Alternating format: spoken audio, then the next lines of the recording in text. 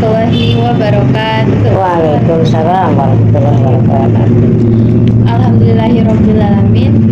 Wassalatu wassalamu ala asyrofil anbiya'i wa mursalin wa ala alihi washabbihi ajmain. Jadi pada kesempatan kali ini saya Laila Sirani Tanjung dan rekan saya Aisyah Putri Salsabila. Ya, jadi hari ini kita mau ngobrol sama Ibu Ustazah Mariani tentang langkah kecil dan dampak besar dari menghidupkan sunnah di era modern. Jadi kita sambil ngobrol santai kali ya, Bu. Ya, insyaallah. Bu, gimana kabarnya? Ya, alhamdulillah baik, insyaallah. Jadi saya ada beberapa pertanyaan yang mau ditanyain ke ibunya. Ya, baik. Yang pertama itu bagi ibu secara pribadi ya, apa sih makna menghidupkan sunnah di era modern ini? Baik, saya jawab ya. Bismillahirrahmanirrahim.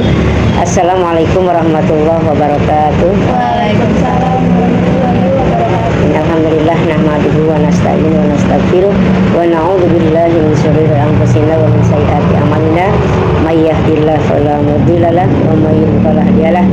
Rabbi shrah li sadri wa yassir li amri wa hlul 'uqdatam min lisani yafqahu qawli. Alhamdulillah amma ba'du. Ucapan terima kasih kepada mahasiswa dari Unindra ya, Iya. yang telah berkunjung ke tempat kami, insyaallah dalam rangka untuk silaturahim ya. Iya. Dan di samping itu juga ada tugas dari kampus ya. Iya. Mudah-mudahan saya bisa apa yang ditugaskan dari sekolah atau dari kampus, mudah-mudahan saya bisa menjawabnya dengan tenang insyaallah ya. Tadi baik, pertanyaan tadi seperti tadi apa pertanyaannya? Makna menghidupkan sunnah bagi ibu secara pribadi itu Iya.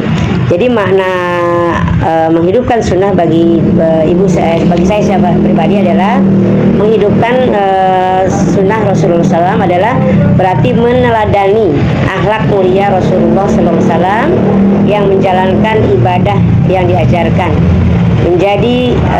menjadikan beliau ini sebagai penuntun atau dalam segala hal ya, baik dalam hubungan kita dengan Allah maupun hubungan kita dengan sesama, itu manusia. Itu makna dari menghidupkan sunnah bagi ibu secara bagi saya secara pribadi. Ya, terus selanjutnya, kalau di era modern ini ibu melihatnya tuh pentingnya menjaga sunnah dalam kehidupan sehari-hari itu gimana? ya jadi di era modern ini melihat pentingnya menjaga sunnah sesuai dengan kehidupan sehari-hari. Jadi menjaganya dalam kehidupan ini, misalkan sekarang di zaman sekarang kita banyak lihat pada mainnya gadget ya.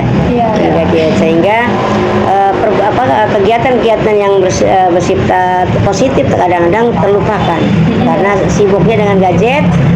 Yang kira-kira perbuatan misalkan diantaranya melakukan kebaikan seperti membaca Al-Quran gitu kan, sholat dan sebagainya, kan itu bisa terbengkalai karena dengan sibuknya gadget itu ya. Itu diantaranya, insyaallah. Kalau untuk langkah kecil yang menurut ibu bisa dilakukan biar menghidupkan sunnah lagi nih di era sekarang gimana? Jadi langkah kecil yang menurut ibu, menurut saya yang pertama itu contohnya kita langkah kita yang kecil adalah berinfak. Ya, berinfak. Mungkin jalan misalnya berinfak itu dalam posisi ya bisa merubah dengan senantiasa berinfak kita memperluas rezeki kita, menambah keberkahan buat kita itu dalam kehidupan kita sehari-hari. Itu contohnya langkah kecilnya itu mungkin diantaranya tuh menyingkirkan duri di jalan, diantaranya itu ya sunnah yang dilakukan yang sifatnya masih kecil itu ya, maksudnya nggak terlalu terlalu susah bahasanya gitu ya. Kemudian apalagi berwudu sebelum tidur itu mudah dilakukan kan. Sebelum tidur kita melakukan wudu dulu ya, agar tidak ada godaan dari setan. Kemudian apalagi yang mudah yaitu gunting kuku. Gunting kuku mudah kan? Ya, gunting kuku mudah. Itu diantaranya langkah kecil ya yang dilakukan dalam kehidupan sehari-hari atau sunnah. Jadi saya ada pertanyaan nih, kan sunnah menurut ibu nih, sunnah yang sering banget dilupakan orang-orang, kayak padahal mudah banget dijalankan, kayak yang tadi dijelasin juga. Selain itu ada lagi nggak sih kira-kira? Sunnah yang minum sambil berdiri kan gitu. Kadang-kadang iya, itu saya seperti itu. sering banget. Iya. Kemudian apalagi tertawa terbahak-bahak. Waduh. Seperti itu. Ya, kita jangan sampai ibaratnya merasa sebagai umat muslim tertawa sampai kedengeran jauh gitu loh. Sampai yang mungkin lagi posisi apalagi sunyi kan. Iya. Suara kita sampai terdengar jauh, itu nggak dibolehkan dalam sunnah. Jadi tertawa cukup sederhana aja. Ya. Nah, berarti kayak nggak boleh tertawa sampai kayak rahang. Iya, sampai kelihatan. Iya, jangan gitu. sampai seperti itu ya. Suaranya sampai kenceng Iya, banget. seperti itu. Soalnya kan kadang kalau kayak gitu refleks ya. Refleks, iya. Jadi mungkin biar nggak kayak gitu tuh. Iya, ya itu seperti jadi Tipsnya gitu. ya itu kita jaga. Jadi kita ingat bahwa itu merupakan larangan di antara larangan sunnah itu adalah tertawa terbahak-bahak. Seperti itu. Jadi kita sederhana aja. Jadi jangan sampai menutup hati. Iya. Kalau tertawa terbahak-bahak itu menutup hati. Dimulai dari hal-hal kecil lah ya. Iya. Ya, ingat nggak boleh tertawa sampai gigi Iya. kelihatan, sampai gerahamnya juga. Iya. Harus anggun nih teman-teman. Iya, insya Allah. Layaknya ukti. Iya. Jadi selanjutnya ini Iya. gimana sih cara kita buat tetap istiqomah buat menjalankan sunnah di tengah kesibukan, kayak misalnya kesibukan di bagian pekerjaan atau enggak kayak mahasiswa kayak kita kan kadang-kadang sibuk nugas, Iya. atau enggak ibu-ibu yang kerja sambil kerja gitu, sama mungkin kadang-kadang semua orang bisa lupa gitu. Iya. Dimanapun mereka berada, gimana caranya? Jadi kita harus menyempatkan waktu. Jadi mengedepankan berbagi maksudnya ya. Iya. Walaupun sesibuk apapun kita sempatkan 5 menit saya harus sholat duha. Gitu kan? Ya. Misalkan masuk kuliah misalkan jam berapa nih? Jam berapa biasanya? Jam 10. Jam 10. Itu masih ada waktu untuk kuliah atau sebelum berangkat kuliah kita sholat duha. Jadi lebih kedepankan maksudnya gitu. Jangan Lebih kuatkan. Dikuatkan ya. Kayak yakin gitu. Yakin dengan sholat duha kita insya Allah ya segala sesuatu yang mungkin sulit akan Allah mudahkan kan gitu seperti itu. Akan Allah berjalan jalan kemudahan kan gitu. Janji Allah begitu. Setiap kesulitan pasti ada kemudahan gitu. Jadi kita mintanya sama Allah supaya kita pun dalam belajar juga Allah mudahkan untuk belajarnya seperti itu.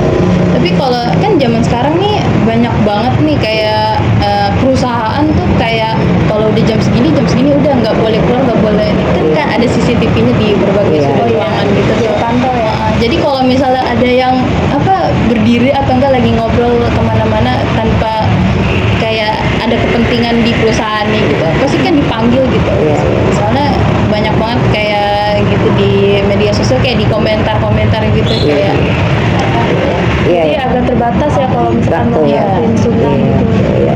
Nanti insya Allah dengan niat ya, kita sudah dalam hati udah niat pengen mengerjakan hal-hal yang mungkin sudah dianjurkan oleh agama kita kan. Jadi tetap Allah Maha mengetahui. Sudah niat aja udah ada nilainya di mata Allah gitu. Insya Allah. Jadi apapun yang penting niat kita. Saya pengen sholat tapi kendalanya tugas saya harus begini kan. Itu insya Allah. Dan berikhtiar dulu sebelumnya minta izin apakah dibolehkan atau tidak. Kalau memang dibolehkan alhamdulillah, kalau tidak dibolehkan itu sudah tanggung jawab di kampus gitu atau di pekerjaan gitu ya. Iya. Berarti dari niat lah ya. Dari niat kita. Berarti kalau misalnya kita niat saya mau tahajud malam ini. Iya. Sudah ada catatan. Keteledoran itu berarti masih tetap dicatat ya? Sudah dicatat sama. Kebaikan itu akan dicatat. Ya. Bisa lebih pahalanya lebih banyak lagi ketimbang niat keburukan. Kalau niat keburukan sedikit Jadi itu luar biasa Allah memberikan janji ya. Jadi kalau niat kebaikan pahalanya lebih banyak. Kalau memang niat keburukan itu sedikit cuman ya, banyak kan tidak nilainya cuma sedikit. Iya. Tetap ya.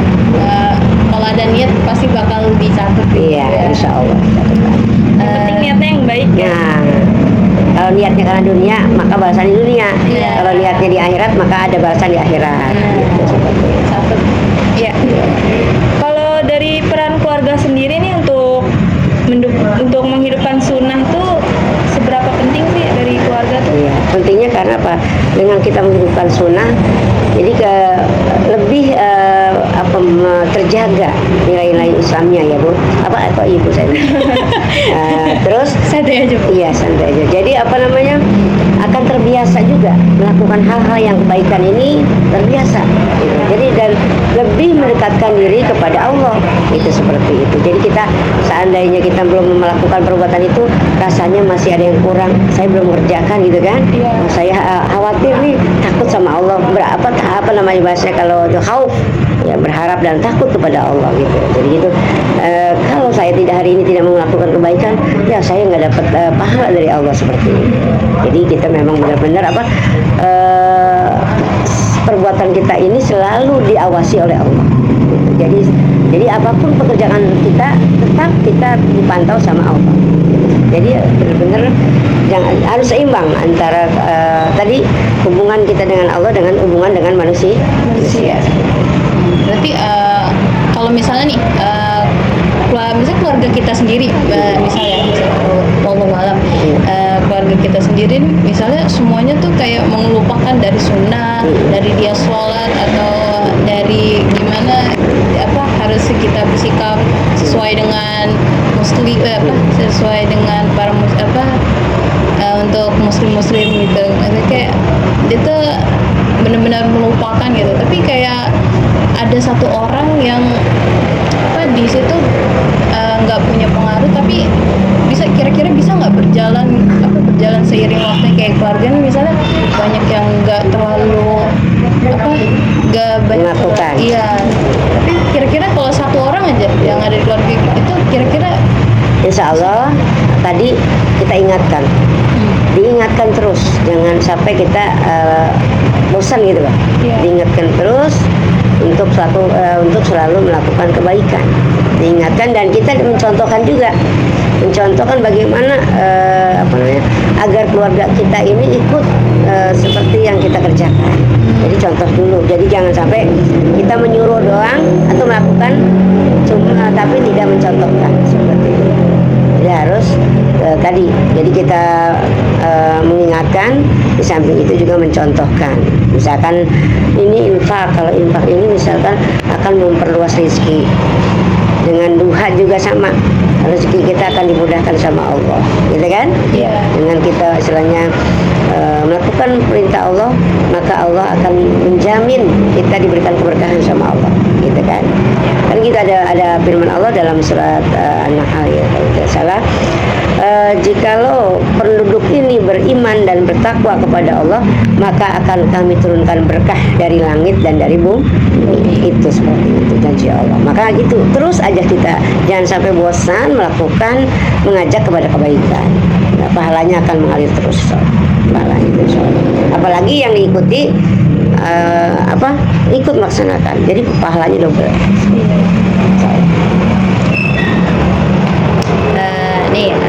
Kan kita udah bahas ya sunnah ikhlasah gini gitu kan. Maksudnya kayak sunnah tuh walaupun dari hal sekecil apapun, dari niat, dari kegiatan aktivitas kita ya, itu udah ditulis gitu kan sama Allah gitu kan, udah jadi pahala gitu. Nah, menurut ibu nih kalau menurut pengalaman ibu sendiri nih, kalau tentang saat mencoba mulai menghidupkan sunnah, menjalankan sunnah yang sederhana, itu gimana? Jadi gitu tadi seperti itu ada ada anjurannya.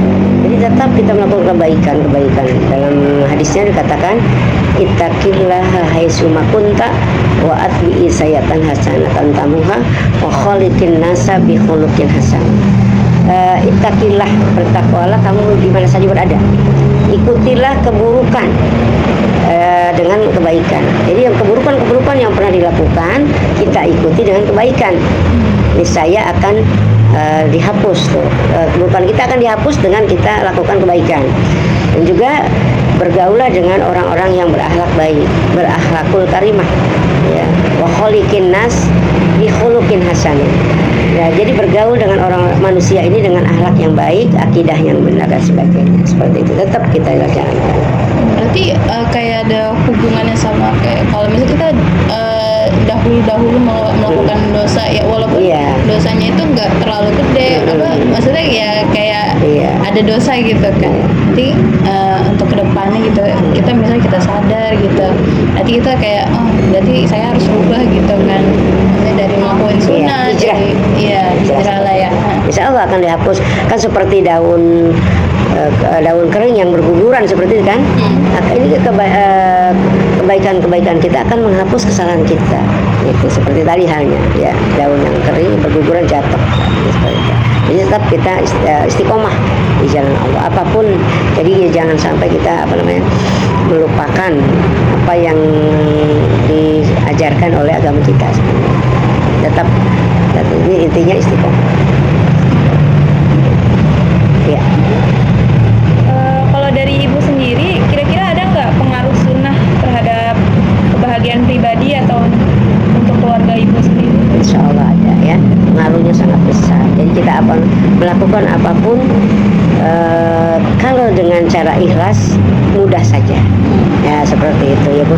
Kalau mudahnya begini ya Pak, kita ikhlas nih mengerjakan apapun jadi nggak berat. Yang pekerjaan yang dilakukan dengan ikhlas, insya Allah dijalankan nggak berat. Ya, itu syaratnya ikhlas karena Allah. Nah, saya ini karena perintah Allah, karena saya menjalankan agama saya harus mengumpulkan kebaikan-kebaikan. Dan karena kehidupan dunia ini sementara kan, yang akan kekal di akhirat. Jadi jangan sampai kita mementingkan dunia tapi lupa dengan akhirat seperti itu. Jadi seimbang. Kita juga perlu kehidupan dunia karena kita mungkin akan hidup selama-lamanya, dan kita juga butuh akhirat, seakan-akan kita akan mati besok kan gitu ya. Ya seperti itu. Jadi kita butuhnya seimbang, butuh dunia juga butuh akhirat, karena tempat akhirat adalah tujuan utama kita kan, kita akan pulang sana kan. Berarti kayak ini ya, jadi kalau misalnya kayak walaupun kita lagi hidup tenang-tenangnya gitu, tetap harus nginget kematian. Iya, Kita pasti. nggak ada yang tahu tiba-tiba kita matinya di jalan, matinya nggak di tahu. rumah. Iya, proses kematian itu bisanya lewat kalau dalam keadaan sehat, dalam keadaan kecelakaan kan seperti ya, dalam sakit perut, dan mungkin sehat pun kita nggak jaminan untuk mati kan, Iya. untuk wafat, gitu, seperti itu. Jadi tetap sepandai-pandai kamu adalah orang yang senantiasa mengingat kematian, gitu. Jadi orang yang pandai adalah orang yang mengingat kematian, bahwa kematian itu kapan saja, nggak tua nggak muda, ya kan, nggak sehat nggak sakit. Seperti itu pasti akan mengalami yang namanya sakaratul maut atau kematian. Kullu nafsin za'iqatul maut. Setiap yang bernyawa pasti mengalami yang namanya kematian. Tapi ingat ya, walaupun kalian hidup tenang aja, party-partyan, ingat kematian itu pasti datang. Pasti datang, iya. Jangan Nggak sampai sehat, terlena. Sholat. Iya, sholat jangan sampai ditinggal. Iya. Karena sholat itu merupakan tiang agama kan. Karena dari sholat juga hisab yang pertama yang akan hisab. Iya, walaupun nggak sholat sunnah juga katanya, sholat wajib juga Iya, harus. sholat sunnah buat menambal. Mungkin kita banyak yang bolong sholatnya. Ketika kemarin masih harus melakukan sholat itu juga ada yang kadang zuhur sholat, asar enggak kan gitu ya. Dengan menambah sholat sunnah, insya Allah akan menambah kebolongan itu yang bolong itu. Insya Allah. Berarti kalau yang misalkan kayak kita kan kadang yang wajibnya tuh ada yang kelewat atau Iya. malah males gitu ya. Iya. Kalau misalkan lakuin Sholat sunnah, insya Allah akan menambah. Ditambal, maksud kalau ada baju kita yang bolong kan ditambal gitu ya. Iya. Itu akan menutupi kekurangan dalam sholat wajib. Itu sholat sunnah. Seperti itu. Berarti baik banget Allah ya, walaupun Iya. aku ngelakuin aku nggak sholat. Iya. Ya kan. Tapi pasti nanti kedepannya kayak aku mau ini deh, udah diatur gitu. Iya, janji Allah kan gitu. Siapa yang bertakwa kepada Allah, maka itu janjinya akan diberikan keberkahan. Berkah berkah dalam rezekinya mungkin ya, berkah dalam kehidupan, berkah dalam ilmunya dan sebagainya, dimudahkan dalam urusan kan itu apa, wa may yattaqillah yaj'alu makhraja. Siapa yang bertakwa kepada Allah maka akan aku berikan rezeki kan, akan aku berikan jalan keluar, wa yarzuqu min haitsu la tahtasib, dari rezeki yang dari arah yang tidak disangka-sangka kan gitu. Makanya kita kalau lagi sulit apapun, karena kita selalu mengingat Allah, insya Allah Allah akan ingat kepada kita gitu. Siapa yang menolong agama Allah maka Allah akan menolong kita, itu janji Allah.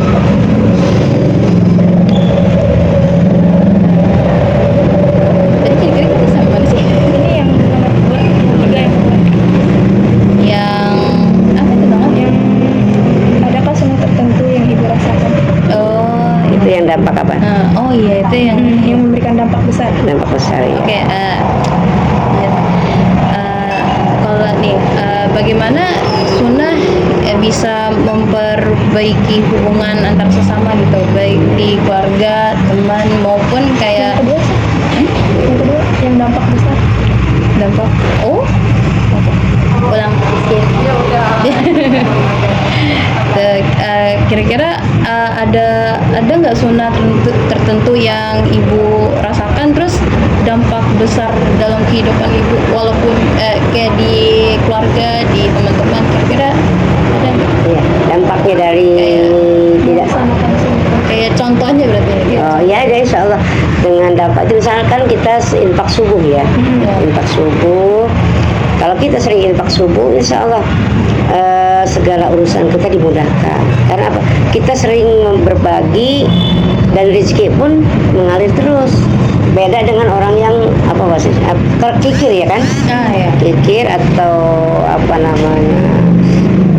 Tidak apa tuh istilahnya, tidak pernah memberikan rezekinya, tidak pernah berbagi, itu rezekinya juga akan datangnya juga akan lambat gitu, seperti itu. Jadi tergantung kitanya. Kalau kita sering berbagi, sering bersedekah, insya Allah rezekinya juga datangnya nggak pakai lama gitu loh. Jadi terus aja gitu. Jadi kita yakin bahwa kita dalam arti hitungan kita ya Bu, hitungan kita dalam posisinya kita sering memberi, maka akan rezeki juga akan terus datang ke kita. Iya. Jadi jangan sampai kita sayang bersedekah, apa kalau bahasanya itu Harus saling berbagi. iya saling berbagi, sedekah dan sebagainya. Insya Allah Allah mudahkan rezekinya. Jadi kalau hitungan matematik mungkin kalau kita hari ini kita berinfak sekian akan berkurang kertas kita kan gitu. Iya.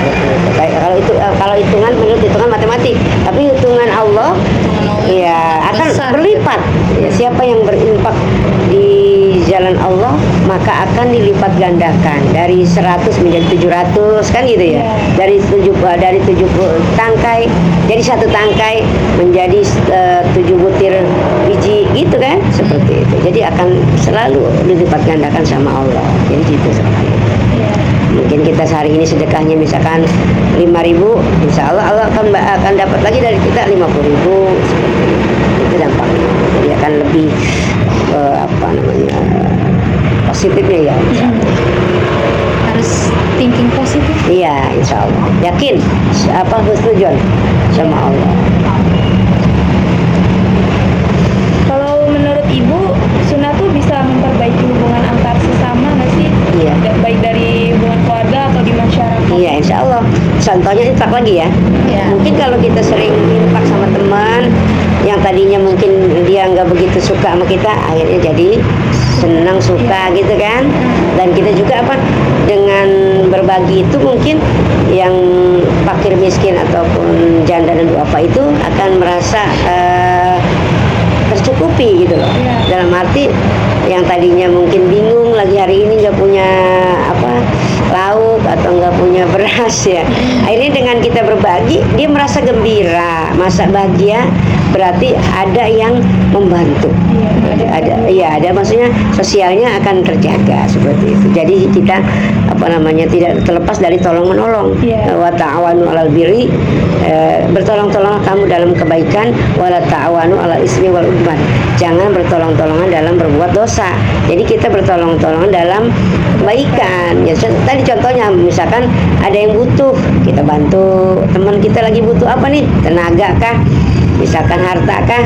Pikiran dan sebagainya. Di saat itu kita menjadi orang yang bermanfaat. Ya kan gitu, sebaik-baik kamu adalah orang yang bermanfaat bagi orang lain. Gitu. Kita pengen diri kita ini manfaat. Manfaatnya dari bentuk apa? Mungkin kita nggak bisa berbagi rezeki, kita tenaga, kan gitu ya. Nggak bisa tenaga, pikiran gitu. Jadi semua manfaat. Jadi badan yang ada di badan kita ini manfaat buat orang lain. Gitu. Insya Allah. Kalau kita itulah sunnah-sunnah yang mungkin dianggapnya sama orang sepele gitu loh. Itu padahal itu nilainya, pahalanya di mata Allah besar sekali. Makanya kita jangan sampai punya harta kikir gitu loh. Ya, jangan sampai lupa dengan di kerabat kita, apa istilahnya di samping kita misalkan. Dan Rasulullah juga mengancam mengancam dalam posisi gini. Barang siapa yang di antara kalian ini kenyang sementara di tetangganya lapar, itu akan dapat ancaman. Jadi Allah nggak suka seperti itu. Jadi kita harus tahu, paham. Ini kita jangan sampai gembira sendiri, sedangkan tetangga kita lagi susah, gitu. Kita kenyang sementara tetangga kita lapar, gitu seperti itu. Nah, ini ada kasus nih. Kalau di sekitar rumah saya tuh ada nih kayak orang dia udah minta bantuan, kayak dia minta bantuan dikasih lah sama orang. Kan. Nah, tapi kok mentang-mentang dibantuin tiba-tiba tuh dia kayak minta lagi, terus padahal kayak sekedar bantu itu menurut ibu gimana? Iya. Jadi gini, memang gini ya, kalau kita sering minta sama manusia itu akan bosan. Tapi kalau minta sama Allah itu Allah malah seneng.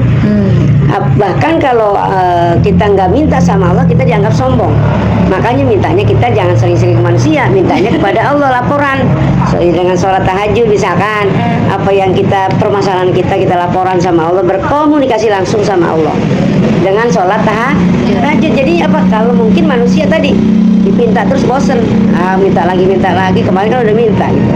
Tapi Allah diminta malah gembira, malah senang. Berarti merasa tidak merasa sombong tadi ya. Jadi kita kalau Allah sering diminta, masa amat kalau bahasa orang kampung ya, masa amat Allah diminta terus kagak dikasih gitu kan. Sedangkan Allah ini maha pengasih, maha penyayang gitu. Jadi kita tetap tadi husnudzon sama Allah, bahwa keinginan kita yang banyak dengan kita mengadu sama Allah atau berkomunikasi langsung dengan berdoa kepada Allah, maka Allah akan kabulkan. Dalam surat Al-Baqarah, wa idza sa'alaka ibadi fa inni qarib.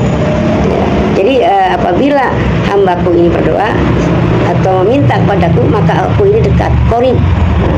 Maka berdoalah, maka akan dikabul. Baik jadi. Jadi kita intinya mintanya sama Allah, kita pengen apa nih?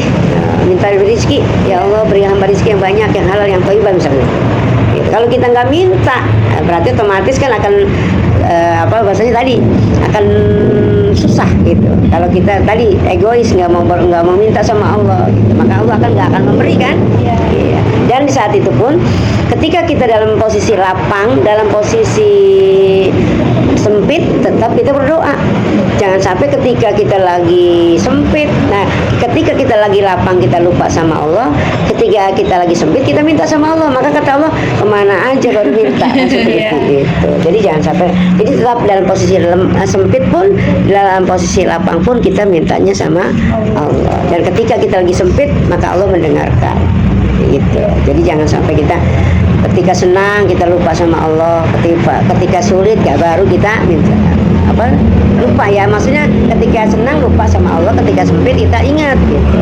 Jangan sampai seperti itu. Ingatnya pas sulit dong. Nah, pas sulit doang baru minta. Makanya kata Allah kemana aja baru ingat gitu kan, seperti itu. Iya, itu sering banget itu ya. Iya, seperti itu. Walaupun udah minta, tapi kalau nggak ada usahanya juga. Nah, seperti itu. Jadi ada ikhtiar, usaha, berdoa, tawakal. Iya.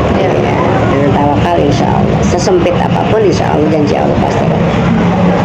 Inna ma'al usri yusra. Itu ya setiap kesusahan tadi ada kemudahan. Baik sudah. Oke, menurut ibu nih ibu pengen pengen sampaikan ke generasi zaman kita, zaman kita nih, Iya. Gen Z, Iya, iya. Gen Alpha, nanti ada lagi, Iya. Beta, gak Iya, tahu, iya, iya. apa lagi. Nah, kayak generasi muda kayak kita nih, buat mereka lebih tertarik gitu, buat hidupin sunnah. Ya caranya itu tadi, memanfaatkan teknologi mungkin kita yang sekarang di era sekarang ini dengan memperbanyak belajar agama. Di antaranya ya. Jadi walaupun mungkin era zaman sekarang ini lebih canggih dan sebagainya, tapi kita manfaatkan dengan tetap belajar agama, dengan mengembangkan ilmu-ilmu agama. Berarti diselang-seling gitu Iya, ya, seperti itu. kayak ada teknologi, ada Iya. ilmu, Nah. disatuin dengan konten-konten yang Iya, seperti itu. yang buat audiens menarik gitu ya. Iya, insya Allah Yang begitu. mengajak Iya. Yang ngajak kebaikan. gitu. Ya, jadi pendidikan itu tidak terlepas dari akidah juga. Iya. Ya, jadi jangan sampai terlepas dari akidah. Walaupun kita belajar ilmu pengetahuan, tetap akidah kita jaga. Iya. Iya, seperti itu. Jadi mengarahkan kepada kesolehan, mengarahkan untuk berbuat baik. Nah, intinya kesolehan seperti itu, dan memberikan kemanfaatan ya agar terwujudnya apa yang kita cita-citakan. Itu dalam era generasi selanjutnya ya. Iya. Tetap Soalnya generasi zaman sekarang Iya. Gen Z, Iya, Gen Z seperti Gen itu. Alpha, wah Iya. Gen Alpha itu ada Ya, seperti itu. Makanya kita jangan sampai terpesona gitu ya. Apa terpesona ya? Tetap walaupun kita mungkin tetap kita harus paham dengan itu, dan tak lupa juga jangan sampai menyimpang dari akidah. Iya. Iya, jangan sampai menyimpang dari akidah seperti itu. Insya Allah. Kalau kita tetap istiqomah tadi, ada dasarnya bahwa perbuatan ini nggak baik, kita nggak lakukan. Gitu. Jadi ada bahasanya rem, nah, di rem. harus ada Batasannya gitu. seperti itu. Walaupun manusia sebebas-bebas mungkin. Iya pastinya. Iya, kalau ini kan tadi masalahnya kan tantangan utama itu dari gadget ya. Iya. Apalagi sekarang banyak banget konten-konten Iya, iya. yang terlalu apa ya? Jadi buat anak-anak tuh nggak baik lah. Udah jarang banget kan Udah. konten agama juga gitu. Jadi menurut ibu tuh selain dari gadget tuh apalagi sih tantangan terbesar dalam menjalankan sunnah di era sekarang? Ya mungkin orang alim ulama atau guru yang mungkin tahu agama tapi tidak jalankan. Maksudnya munafik gitu loh. Oh, iya. Munafik dalam posisi padahal dia tahu harus begini harus begitu kan, tetapi tidak dijalankan. Seperti itu. Ya, buruk lisannya. Iya. Itu maksudnya tahu paham agama tapi tidak manfaat, tidak bermanfaat, maksudnya nggak dijalankan. Apa istilahnya, selalu dalam keadaan yang jangan seperti ini. Sepertinya seharusnya harus yang hak ya hak, yang batil ya tetap batil gitu. Jadi jangan sampai dicampur adukan antara yang hak dan yang batil. Jadi aturan salah kita bilang benar gitu kan? Iya. Ya seperti itu. Jangan sampai seperti itu. Jadi tetap harus membedakan mana yang benar, mana yang salah. Jangan menyesatkan. Iya, gitu ya. seperti itu. Jangan sampai punya ilmu tapi ilmunya nggak dimanfaatkan. Gitu. Itu namanya munafik ya. Nauzubillah. Terus gimana kita untuk pertanyaan selanjutnya, gimana kita bisa manfaatin teknologi atau media sosial sekarang untuk membantu menghidupkan sunnah? Ya mungkin dari posisi tadi kita dengarkan dari posisi dakwah ceramah-ceramah gitu ya. Iya. Jadi kita lebih memperdalam agama kita. Jadi jangan sampai kita meninggalkan mementingkan tentang kehidupan sekarang ketimbang buat nanti. Jadi banyak belajar, banyak mencari tentang ilmu Allah ya, seperti itu. Jadi tugas kita itu seperti itu. Insya Allah kalau kita mungkin menjalankan apa yang Allah perintahkan, insya Allah. Kalau dari ibu sendiri ada nggak cara terbaik nih buat ngajak orang lain buat ngerjain sunnah tanpa buat mereka ngerasa kayak tertekan? Nah, ini kayak tips untuk Iya. mengajak gitu Iya. para Jadi- ukti apa Iya, apalagi buat orang-orang yang kayak males gitu, Iya. biar nggak ngerasa tertekan dalam menjalaninya. Gimana? merasa nggak terpaksa gitu. Ah, insya Allah kita harus apa namanya merealisasikan apa dengan pribadi kita ya. Ya misalkan kita menyuruh dan kita apa yang kita suruh atau kita perintahkan kita juga harus mencontohkan. Jadi contohnya seperti apa? Pakai kerudung gitu loh. Ayo, jadi kita sendiri harus pakai kerudung dan suruh belajar agama kita juga belajar. Gitu istilahnya intinya memberi contoh bagaimana orang itu bisa ngikutin kita dan dengan sikap kita apa namanya akhlak kita juga kan. Mungkin kita dakwah itu nggak mesti harus apa namanya ceramah gitu kan, tapi lewat mengajak itu salah satu dakwah individu ya, mengajak kebaikan terus menutup aurat kan seperti ya. Terus apalagi tuh menyuruh untuk senantiasa bersedekah gitu, dan itu tadi sunah-sunah yang sepele pun yang mungkin ya menurut dianggap berharga tapi kita tetap aja kita laksanakan. Jadi jangan sampai kita bosan mengajak untuk berbuat kebaikan. Kalian adalah umat terbaik, maka ajaklah untuk berbuat kebaikan, gitu kan? Mencegah perbuatan yang keji, mengerjakan yang ma'ruf, kan gitu ya? Ya, agar tujuannya kita beriman kepada Allah Subhanahu wa taala, menuju ridho Allah Subhanahu wa taala. Berarti ya, selagi kita ngajak walaupun kayak sampai orang-orang tuh kayak iya aku tahu tapi banyak yang lupa ya. Kayak Diingatkan. tetap aja diingatkan lagi. Iya. Diingetin sambil Nyontohin juga. Iya. Jadi sambil ingatin contohin juga. Jadi jangan sampai nyuruh aja gitu loh ya. Iya. Harus- Nyuruh aja Iya. kagak dikerjain. Nah, seperti itu. Nah, kan kalau kayak gitu orang juga masuk ada Nah. nyuruh doang dia juga nggak ngerjain. Nanti akan dibalikin ya. Iya. Masa nyuruh doang dia sendiri gitu kan. Seperti tadi ngajarin tapi dia sendiri nggak menjalankan gitu kan seperti Iya. itu. Apa namanya? Itu yang akan apa namanya dilaknat, ya laknat Allah. Orang yang nggak punya ilmu nggak mau berbagi kan gitu. Misalkan punya ilmu diminta susah gitu loh, ilmu apapun ya, ilmu masak lah. Kalau seandainya teman kita minta ilmunya ya dikasih, jangan pelit. Itu salah satu apa namanya murka Allah. Kalau kita pelit sama ilmu maka Allah murka. Gitu. Jadi jangan sampai kita pelit dengan apapun, pelit dalam posisi ilmu gitu kan. Apalagi? Pesan nasihat tadi ya? Pesan nasihat tambahin. Nanti Bu, saya boleh. Oke, jadi ini pertanyaan terakhir. Iya. Kira-kira ada pesan atau nasihat gitu dari Ibu sendiri buat Iya. kita semua nih, Iya. buat mencintai sunnah dan menjadikannya sebagian dari gaya hidup kita gitu. Jadi gimana? Iya. Pesan. Ini yang saya tangkap pesan buat nasihat kita, buat kita semua ya. Iya. Iya, agar senantiasa bertawakal kepada Allah, bergantung kepada Allah. Ya, Rasulullah menginginkan agar umat tergantung kepada Allah. Dan setiap langkah kehidupan meskipun mungkin udah berusaha keras, hasilnya tetap percaya adanya di tangan Allah.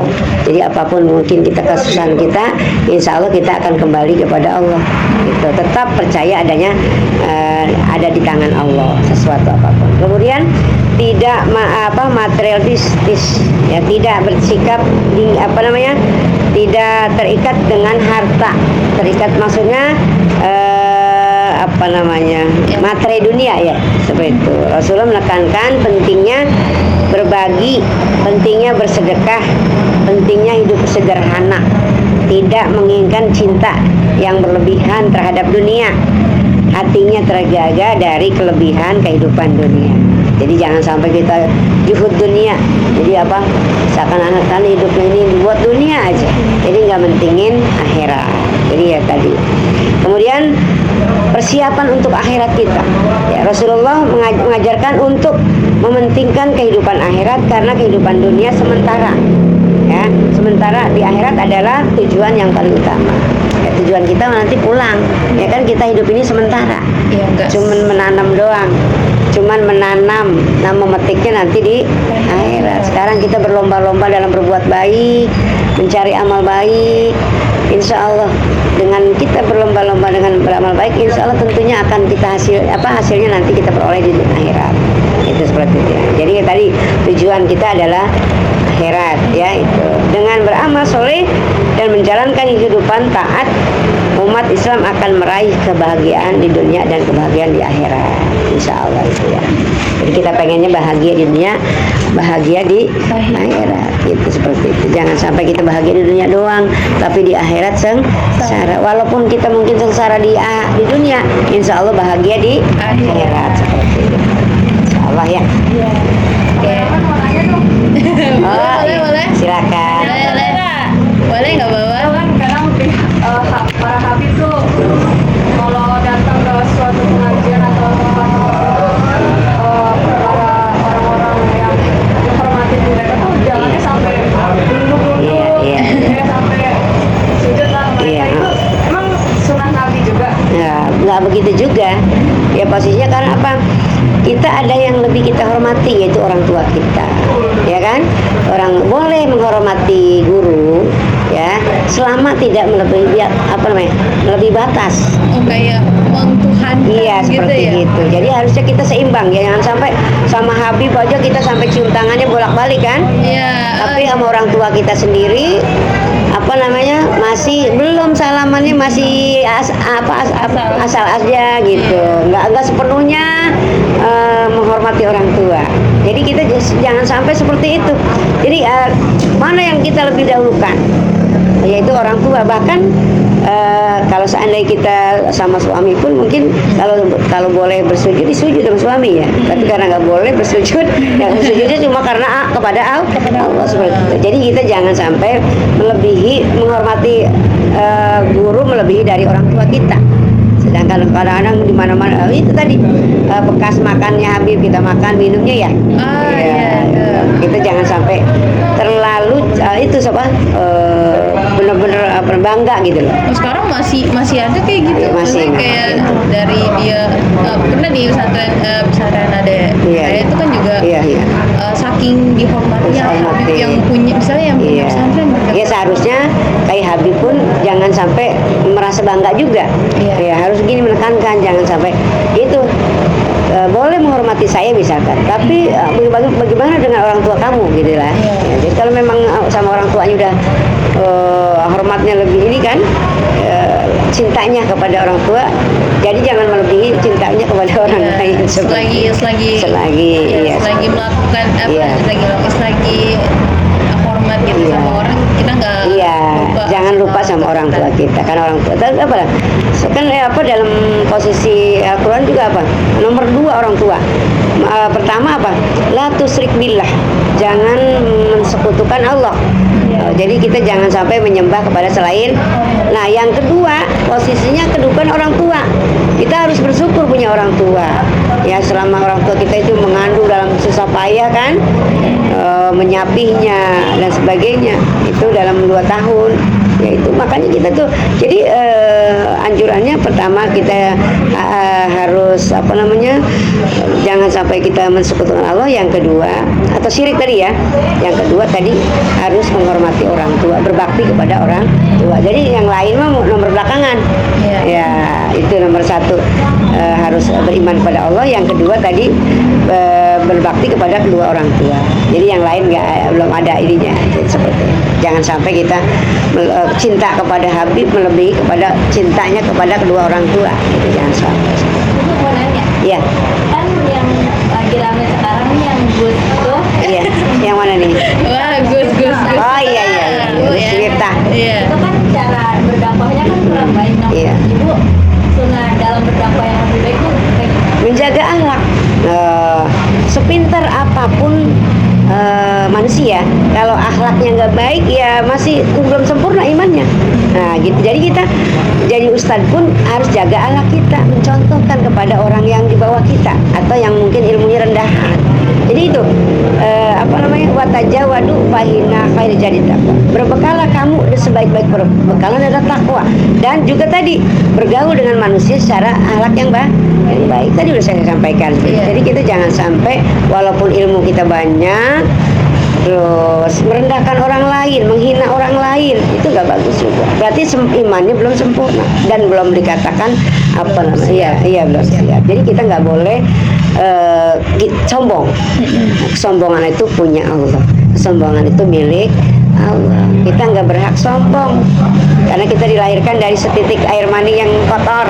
Iya. Ya seperti itu. Jadi alangkah ya itu apa namanya, akan menurunkan derajat keustadannya ya. Iya, Yang itu tadinya dampaknya seperti iya. itu. Yang tadinya dihormati dari kalangan apa umat ya.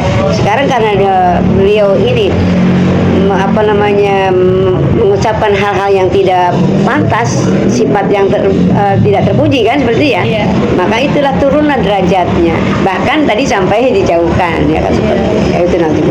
Jadi itu jangan sampai kita mempunyai sifat sombong. Apapun pekerjaan kita, apapun kedudukan kita, tetap kita hanya kembali kepada Allah. Kedudukan titipan, orang yang apa ilmu juga titipan kan gitu ya, akan kembali. Tanggung jawab juga, ilmu kita dijadikan apa, buat apa kan gitu.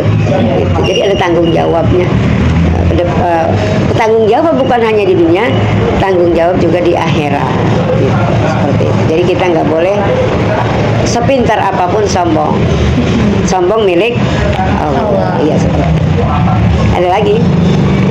Oke, jadi kita udah ngobrol-ngobrol sama Ibu juga. Jadi untuk untuk memulai langkah kecil dalam melaksanakan sunnah tuh dari niat ya, Bu? Mm-mm. Dari niat. Jadi dari niat terus kita melakukan hal-hal kecil misalkan kita menyingkirkan kayu di jalan itu dampaknya juga udah besar kan buat orang lain. Jadi untuk Ya sekecil apapun apa niat kamu atau enggak apa aktivitas yang kamu lakukan sesuai dengan sunnah itu udah termasuk ke dalam pahala. Jadi sangat-sangat bermanfaat sekali di dunia maupun akhirat gitu. Jadi dari langkah kecil yang kita perbuat tuh udah menghasilkan dampak besar buat orang lain. Ya. Ya, jadi dengan niat-niat baik ya teman-teman. Niat baik, Dengan jangan niat yang ada baik. niat terselubung Ya, gitu. karena kan tadi juga katanya dari niat aja kita udah dicatat pahalanya kan sama Allah. Iya, insya Allah. Mm-mm. Makanya niat sekecil apapun itu niat. Kan termasuk orang yang apa namanya, orang yang termasuk mendapatkan lindungan dari Allah adalah remaja yang hatinya condong ke masjid seperti itu. Ya, jadi orang di antara orang yang mendapat perlindungan dari Allah adalah remaja yang condong hatinya ke masjid. Maksudnya memakmurkan masjid, ada di masjid, seperti itu ya di antaranya. Jadi jangan main ke kafe aja ya. Iya. Ya, Harus main ke jangan masjid juga. ngeparti-parti. Iya. Jangan nongki. Iya, seperti Jadi itu. nongki. Jadi jangan lupa ke tempat ibadah kita. Iya. Masih. Jadi kapanpun dan dimanapun harus tetap ingat sama Allah ya. Iya, insya Allah. Jadi lindungan itu buat kita nanti. Iya. Buat kita pulang, kita pengen dapat lindungan dari Allah. Di antaranya tadi itu, ya. Apa namanya? Orang yang hatinya condong ke masjid, di antaranya remaja. Iya. Apalagi sekarang kan anak-anak tuh seringnya mainnya Iya. kafe. Iya, seperti itu. Iya, Wah, iya lu. Iya, ke tempat-tempat kayak gitu. Jarang banget sekarang tuh yang mau ke masjid ya. Iya, jarang. Jadi mulai dari sekarang Iya, niatkan untuk hal-hal baik ya insya teman-teman. Allah. Insya Allah. Makanya kita itu tujuan kita pengennya bahagia dunia dan akhirat. Insya Allah. Jadi harus balance ya. Balance. Jangan mikirkan yang di dunia aja, tapi pikirkan juga buat bekal kita ke akhirat nanti. Iya, Ya, amin. 50% dunia, 50 Iya. 50% akhirat juga, tapi Seimbang. harus ya Harus seimbang. seimbang sebaik-baiknya kita di dunia. Insya Allah. Mungkin ada tambahan lagi dari Ibu? Iya, itu seperti itu tadi. Kita manfaatkan waktu luang kita sebelum datang waktu sempit ya. Iya. Niatkan sehat kita sebelum datang sakit, dan pergunakan waktu muda kita sebelum datang masa tua. Nah, sekarang mungkin sedang giat-giat belajar, makanya manfaatkan belajar kita. Nanti kalau udah tua kita mau belajar kagak susah. Ya, itu mau kemudian ibadah pun kalau udah tua agak rentang. Sakit kaki lah itu dan sebagainya. Maka pergunakan waktu muda kita sebelum masa tua datang. Sebelum kan apa siapkan waktu hidup kita sebelum datang kematian, dan siapkan waktu kaya kita sebelum masa datangnya miskin. Kalau kita lagi kaya, manfaatkan waktu kita. Itu pesannya. Insya Allah ya. Seperti itu. Akhir kalam dari saya mungkin ya. Akhir kalam mungkin apabila ada yang kurang berkenan, ada kata-kata yang kurang baik, mohon dibukakan pintu kemaafan, karena semata-mata kalau ada kebaikan semata-mata dari Allah. Apabila ada keburukan, itu saya sebagai manusia pribadi ya, manusia yang banyak salah, hilaf dan sebagainya. Al-haqqu min rabbika fala takuna minal qumtarin. Akhir kalam, assalamualaikum warahmatullahi wabarakatuh.